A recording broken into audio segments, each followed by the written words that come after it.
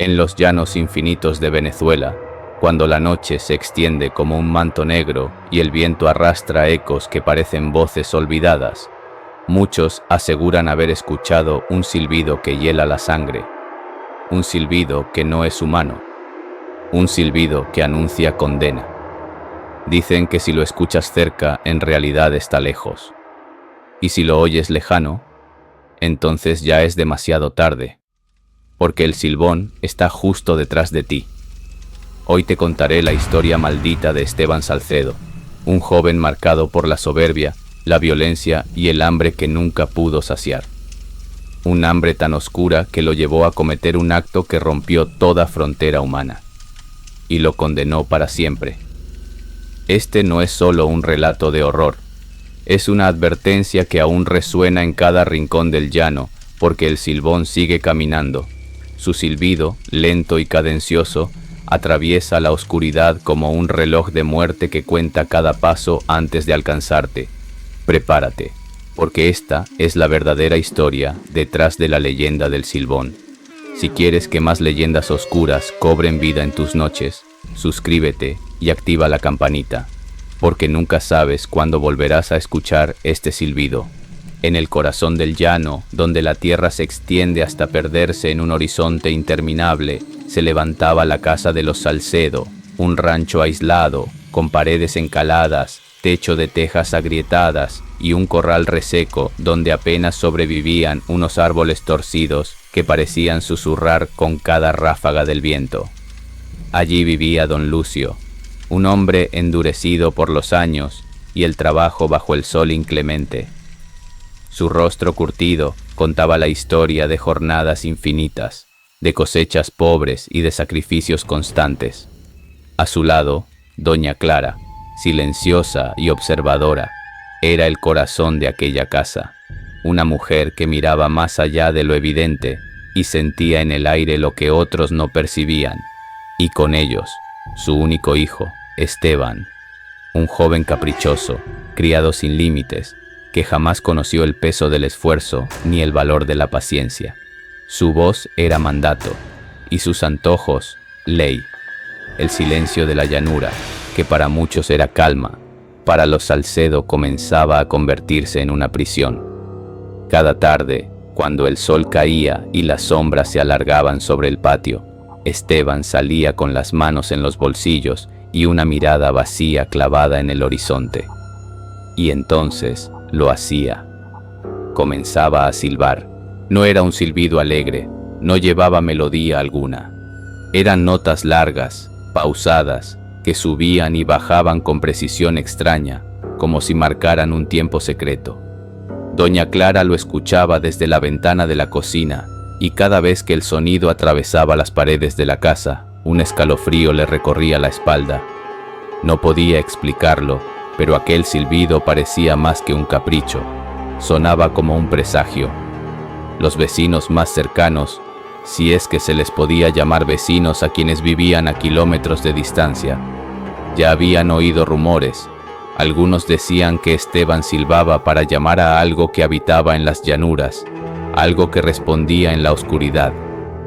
Otros aseguraban que el joven estaba destinado a la desgracia y que cada nota era una marca en el destino de su propia condena. La tensión crecía en el rancho. El padre luchaba por traer sustento, la madre observaba en silencio y el hijo, cada noche, dejaba que su silbido se mezclara con el viento, hasta volverse inseparable de él. Los días en el llano eran implacables. El sol caía sobre la tierra como una sentencia y el aire caliente parecía arder en los pulmones. Cada amanecer, don Lucio montaba a caballo y se internaba en la llanura con la esperanza de encontrar algo que llevar a casa. Regresaba exhausto, con la ropa empapada de sudor y la mirada cansada, trayendo lo que el día le ofrecía. A veces un par de aves, otras un armadillo o algún pescado, pero para Esteban aquello nunca era suficiente. «¿Dónde está el venado, padre?», preguntaba con un tono frío, como si cada palabra fuera un reproche. «No hubo, hijo, la sequía los ha alejado respondía don Lucio, tratando de mantener la calma. Esteban fruncía el ceño y se marchaba sin decir más, como si la voz de su padre fuese el eco de un fracaso constante. Las discusiones se repetían una y otra vez. Doña Clara, intentando mediar, murmuraba: «Hijo, no todo se consigue cuando uno lo quiere. La tierra da lo que puede, y lo hace a su tiempo». Pero Esteban no escuchaba. Su sonrisa torcida no reflejaba humor, sino un desafío. «Entonces, ¿para qué sirve vivir aquí, madre?», decía con un brillo oscuro en los ojos. «Si no puedo tener lo que deseo, ¿qué sentido tiene?». Y cada noche, la misma escena. El muchacho salía al patio y empezaba a silbar. Las notas subían y bajaban con inquietante regularidad, largas, pesadas, como un lamento que se extendía hasta perderse en la llanura. Doña Clara, desde su ventana, lo observaba con un nudo en el estómago. El sonido era hipnótico, perturbador. No era un simple pasatiempo. Era como si su hijo estuviera convocando algo. El silbido comenzó a cambiar. Ya no era solo un sonido extraño. Ahora se sentía más fuerte, más invasivo, como si la casa entera lo absorbiera. Doña Clara empezó a notar que, mientras más tiempo pasaba Esteban silbando, más tenso se volvía su carácter, más fría su mirada, más áspera su voz. Una madrugada, despertó sedienta y salió de su habitación. Al pasar junto a la puerta principal, lo escuchó otra vez, el silbido, pero esta vez no era como siempre. Sonaba más cercano, más poderoso, como si la tierra misma lo amplificara. Con cautela se asomó por la rendija. Esteban estaba de espaldas, inmóvil, mirando hacia el horizonte con una rigidez inquietante. No parecía un joven, parecía una estatua esperando a que algo llegara desde la oscuridad. El tiempo en la casa se volvió insoportable. Don Lucio, cada vez más débil por la escasez, soportaba los desplantes de su hijo. Y Esteban, en cambio, se volvía cada vez más cruel. Sus demandas eran órdenes, sus palabras, veneno. Una tarde, cuando don Lucio regresó con las manos vacías, Esteban lo recibió en el corredor. «¿Otra vez nada?», escupió con desprecio. «El llano no quiso darme más», dijo su padre, bajando la vista. El joven chasqueó la lengua, giró sobre sus talones y se marchó al patio. Pocos segundos después, el silbido volvió a sonar, más largo, más oscuro que nunca. Doña Clara sintió un escalofrío que no provenía del viento. Algo había cambiado en su hijo. Ya no era un joven caprichoso. Era como si hubiera entregado parte de sí mismo a esa melodía maldita que cada noche llamaba a la nada, o a lo que habitaba en ella. El sol caía lento sobre el rancho. Don Lucio regresaba otra vez con el rostro vencido y la escopeta vacía colgando del hombro. Al llegar al corral, Esteban lo esperaba en la entrada, los ojos fríos como cuchillos. «¿Y el venado?», preguntó con una calma que no escondía el veneno en su voz. «No lo hay, hijo. No puedes exigirle al llano lo que no quiere darte». La voz de don Lucio era cansada, casi un ruego. Entonces, un silencio espeso lo cubrió todo. Esteban bajó la mirada, pero en su gesto se encendió una chispa oscura. Caminó hasta un palo grueso apoyado en el corral y, sin apartar la vista de su padre, lo tomó entre las manos. Entonces, «¿Para qué sirves, viejo?», rugió. El primer golpe resonó seco, luego otro y otro más. La tierra absorbió los impactos hasta que el silencio volvió a imponerse. Un silencio más pesado que antes, cargado de muerte. Con la respiración agitada, Esteban arrastró el cuerpo de su padre hacia la casa. Esa noche, doña Clara sirvió la cena como siempre. El guiso espeso burbujeaba en los platos y en el aire flotaba un aroma metálico, inquietante. «¿Qué carne es esta, Esteban?», preguntó con un hilo de voz mientras lo miraba fijamente a los ojos. El muchacho se reclinó en la silla. Sus labios se curvaron en una sonrisa que se transformó en carcajada, una risa animal, grotesca, que heló la sangre de su madre. Lo que ustedes nunca me dieron, carne, confesó, disfrutando cada palabra.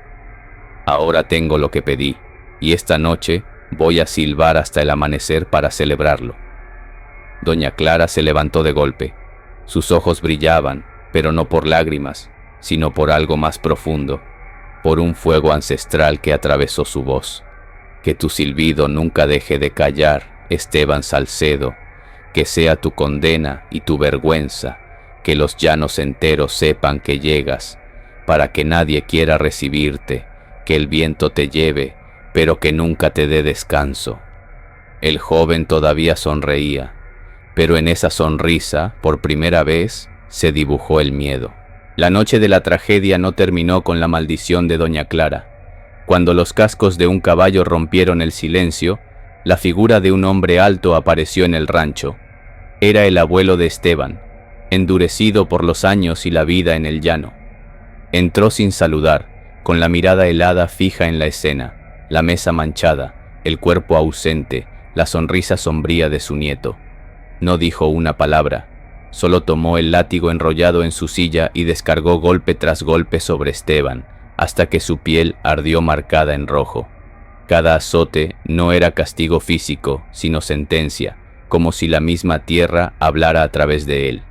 Cuando terminó, arrojó el látigo al suelo. «Aquí tienes, muchacho», dijo con voz seca, y lanzó a sus pies un saco áspero y pesado. «Cárgalo contigo, que nunca se vacíe, que en él lleves el peso de tu crimen y de tu nombre, porque desde hoy no eres hombre, eres solo lo que cargas y lo que silbas». Esteban miró el saco sin atreverse a abrirlo, y esa misma noche, bajo la luz fría de la luna, fue expulsado al llano. El viento se llevó su figura entre sombras, y con ella el eco de un silbido largo, pausado, que ya no parecía humano. Desde entonces, cuentan que el silbón recorre la llanura, altísimo, con sombrero ancho, ropas desgastadas y un saco que nunca deja de moverse sobre su hombro. Dentro, dicen, guarda los huesos de su padre y de todo aquel que tiene la desgracia de cruzarse en su camino. Su silbido eterno es la advertencia y la condena, un recordatorio de que la culpa nunca muere, solo cambia de forma. Hoy el silbón sigue vagando por los llanos, alto como un esqueleto viviente, con su saco eterno al hombro y un silbido inconfundible que corta el aire de la noche.